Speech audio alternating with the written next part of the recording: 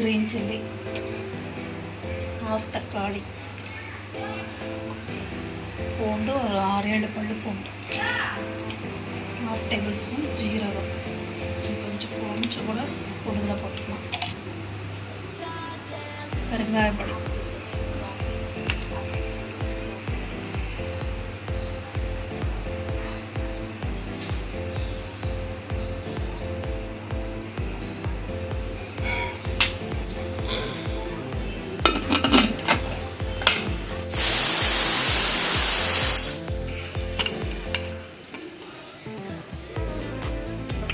தாளிச்சிட்டு ஒரு எவ்வளோ தண்ணி வேணுமோ அந்த பருப்பில் நம்ம சேர்த்துக்கலாம். உப்பு போட்டு சேர்த்துக்கணும். இங்கே பாருங்கள், இப்படி ஒரு ஃபுல் டம்ளர் தண்ணி ஊற்றி, எங்களுக்கு தேவை 1 டம்ளர் ஃபுல்லாக தண்ணி ஊற்றிருக்கேன்.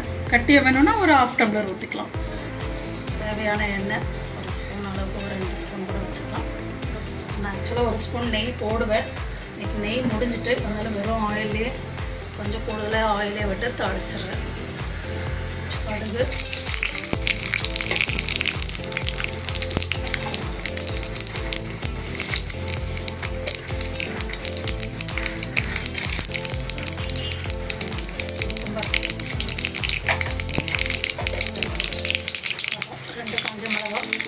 காரத்துக்கு போட்டுக்கோங்க.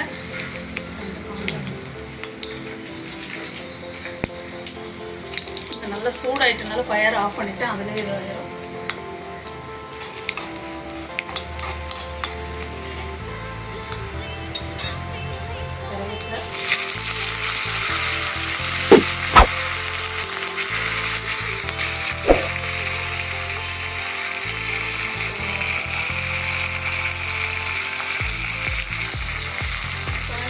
பருப்பு வேக வைக்கும் போது பெருங்காயப்பொடி போட்டிருக்கோம்.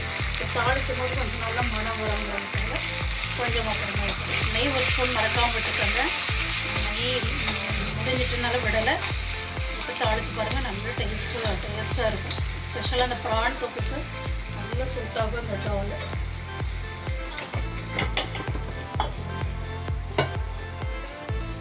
இப்போ நம்ம இதில் சேர்த்துக்கலாம்.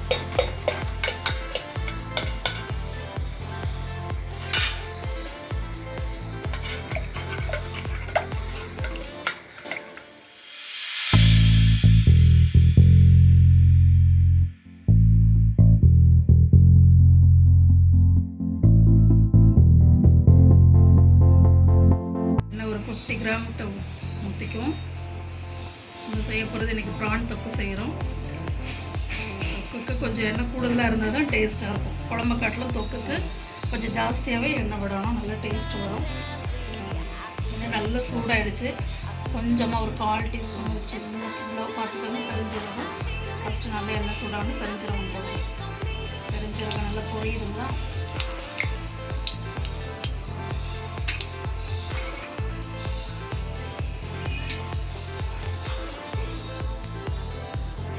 சின்ன வெங்காயம் டேஸ்ட்டுக்கு ஒரு 50 கிராம்.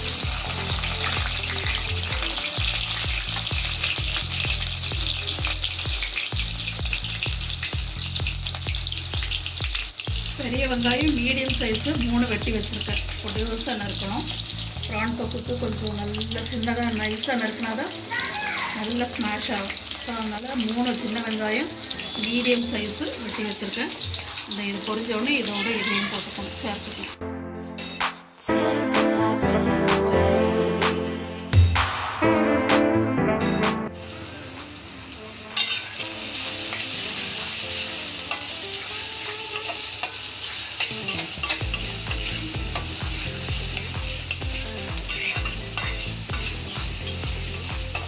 சின்ன வெங்காயம், பெரிய வெங்காயம், பெருஞ்சீரகம் நல்லா ஃப்ரை ஆகுது.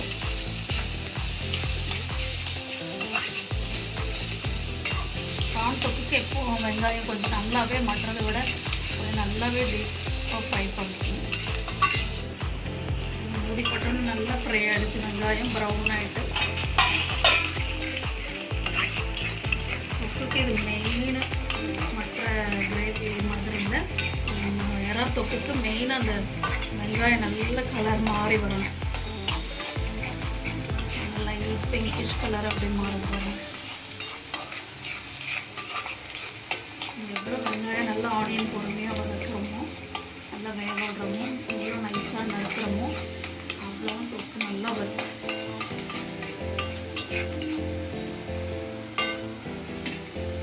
இப்போ கறி லீவ்ஸ் போட்டுக்கலாம்.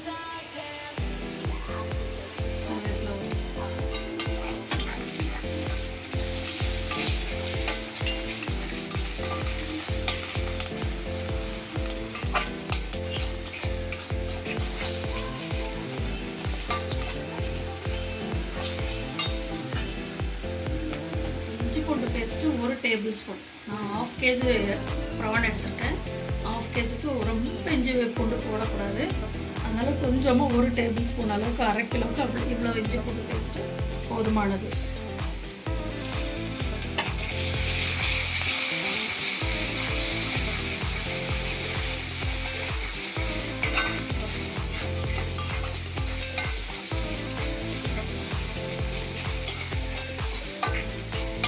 இஞ்சி பூண்டு பேஸ்ட் நல்லா ஆயிலில் ஃப்ரை ஆகுதுங்க.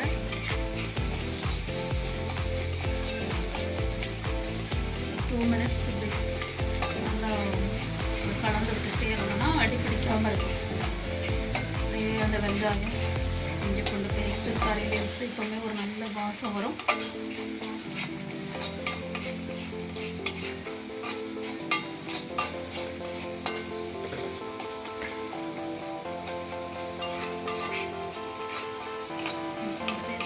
ஃப்ரை ஆகிடுச்சு. கலந்து விட்டோம்னா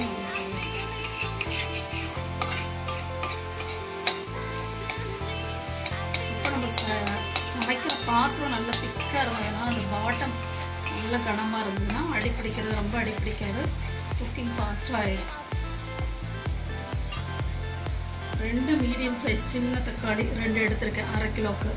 ஏன்னா தக்காளி ஜாஸ்தி போடக்கூடாது, தொக்கு புளிச்சிரும். புளிச்சதுன்னா டேஸ்ட்டே போயிடும். அதனால் தக்காளி சின்ன சைஸு 2 தக்காளி வெட்டிருக்கு. பெருசாக இருந்தால் 1 தக்காளி போதும் 1/2 கேஜி ப்ரானுக்கு.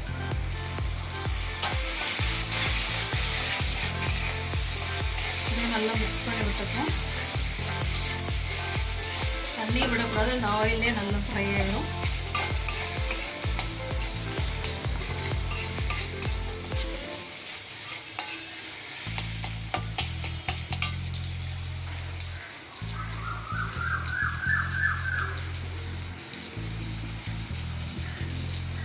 மசாலா போடும்போதே பூண்டு உப்பு சேர்த்துப்போம்.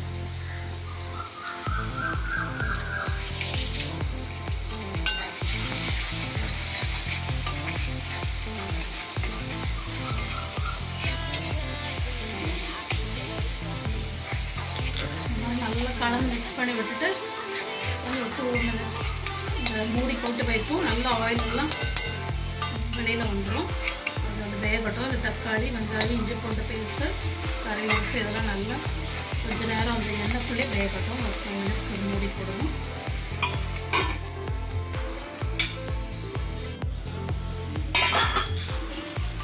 பாருங்கள், ஓப்பன் பண்ணோடனே நல்லா ஆயில் பிரிஞ்சு வந்துட்டு மசாலா எல்லாம் ஃப்ரை ஆகிடுச்சு. நல்லா நம்ம தண்ணியை விடலை, அந்த ஆயிலே இந்த இஞ்சி பூண்டு பேஸ்ட்டு வெங்காயம் தக்காளி கறி லீவ்ஸ் எல்லாம் நல்லா பேஸ்ட் ஆகிடுச்சு. இப்போ நம்ம அந்த வத்தல் தூளெல்லாம் சேர்த்துக்கலாம். உங்களுக்கு வேறு இதில் சேர்க்கணுன்னா க்ரீன் சில்லி ஒன்று போட்டுக்கலாம். க்ரீன் சில்லி அந்த ஃப்ளேவர் பிடிக்கணும், நல்லா ஸ்பைஸியாக வேணும், நல்ல உரப்பு இருக்கணும்னா ஒரு க்ரீன் சில்லி ஆட் பண்ணிக்கலாம். இந்த red chilli plain red chilli ஒரு ஃபுல் டேபிள் ஸ்பூன் ஃபுல்லாக போடுறேன். மஞ்சள் பொடி 1/4 டேபிள் ஸ்பூன். கொரியாண்டர் பொடி மிளகா பொடி எப்படி ஃபுல்லாக போட்டிருக்கணும் அதே மாதிரி இந்த கொரியாண்டர் பொடி ஒரு ஃபுல் ஸ்பூன். இன்னும் கொஞ்சம் வேணும்னா இன்னும் கொஞ்சம் 4 ஸ்பூன் எக்ஸ்ட்ரா ஆட் பண்ணிக்கலாம். நல்லா மிக்ஸ் பண்ணி விட்டுக்கலாம்.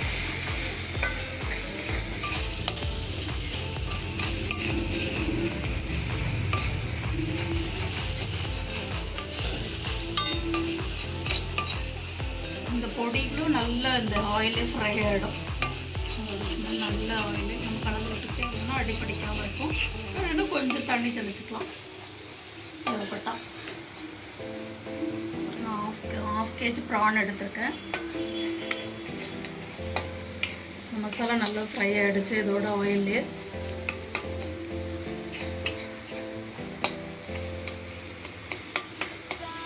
ப்ரானை இதில் சேர்த்துக்கலாம். நல்லா அந்த குடலெல்லாம் நீக்கிட்டு கழுவி மஞ்சள் பொடி போட்டு நல்லா கழுவி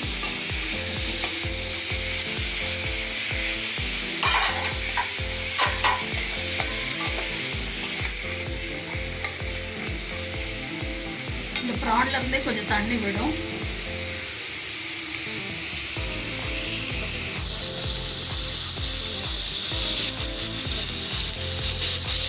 மிளகு பொடி நம்ம வத்தல் எடுத்தாலும் அந்த பெருசுக்குள்ள ஒரு 1/4 ஸ்பூன் மிளகு பொடி.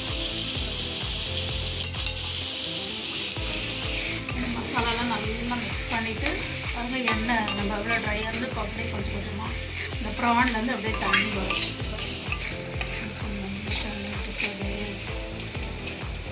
இந்த தண்ணி காணாது வேக கொஞ்சம் தண்ணி நம்ம விட்டுக்கலாம்.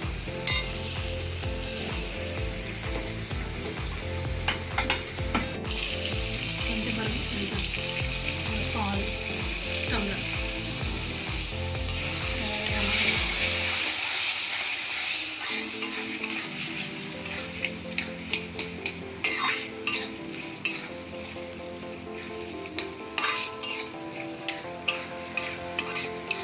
ப்ரான் தொக்குனால கொஞ்சமாக தண்ணி விட்டுக்கிறோம்.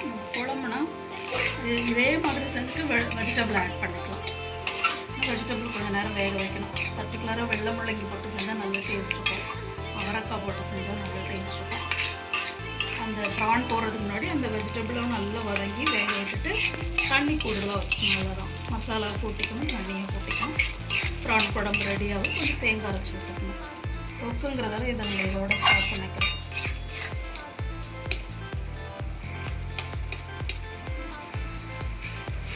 தொக்கு பர்டிகுலராக கடலெண்ணெய் இது செஞ்சால் அவ்வளோ டேஸ்டியாக இருக்கும். நமக்கு ஒரு ஃப்ளேவர் இருக்கும், நல்ல மனம் டேஸ்ட்டாக இருக்கும். அதனால் இன்னும் கொஞ்சம் கூட வேகிறதுக்கு இன்னும் கொஞ்சம் தண்ணி சேர்த்துக்கலாம். இப்போ நம்ம டேஸ்ட் பண்ணிக்கலாம். இன்னும் வத்தல் எப்படி இருக்குது, காரம் எப்படி இருக்குது, நம்ம அவரவ தேவைக்கு டேஸ்ட் பண்ணிக்கணும். இந்த ஸ்டேஜில் இப்போ கொஞ்சம் தேவைப்படுது.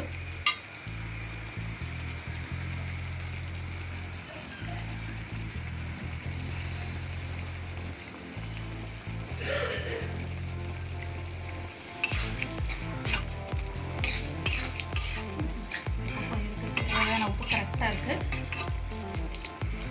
ப்ரானுக்கு வந்து கொஞ்சமாக தண்ணி இருக்கனால ஃபயரை வந்து மீடியம் சைஸில் குறைச்சிடுவோம். ஜாஸ்தி ஃபுல் ஃபயர் வைக்கக்கூடாது. ஃபயரை குறைச்சி வச்சுருவோம். சிம்மும் வேண்டாம், மீடியம் சைஸில் வச்சுட்டு மூடி போடுவோம்.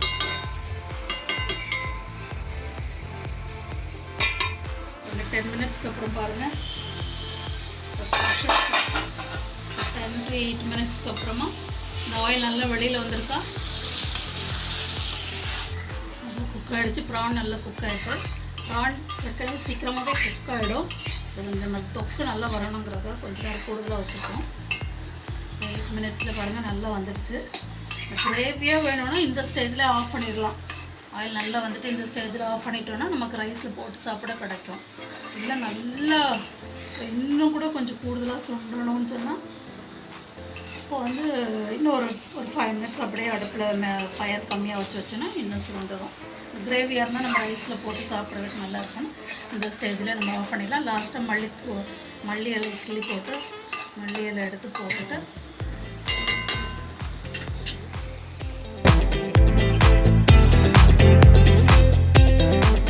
கம்ப்ளீட்டாக ஆயில் வந்துட்டு கொத்தமல்லி இலை நல்லா சின்ன பொட்டல்ஸை நறுக்கிட்டு நல்லா போட்டு ஆஃப் பண்ணிடலாம். இன்னும் நல்லா வேணும்னா இன்னும் டீப்பாக வேணும்னா இன்னும் கொஞ்சம் நல்லாவே ஃபயர் கம்மியாக போட்டிங்கன்னா இன்னும் சுருண்டு வரும். அந்த தொக்கு இன்னும் டேஸ்ட்டாக இருக்கும். குறை கொஞ்சம் சுக்கா லெவலுக்கு வந்துடும். நம்ம ரைஸில் சாப்பிட்றதால இந்த ஸ்டேஜில் நம்ம ஆஃப் பண்ணிக்கலாம்.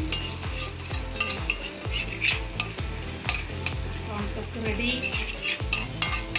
டேஸ்ட் பண்ணிவிட்டு கமெண்ட் பண்ணுங்கள். தேங்க்யூ.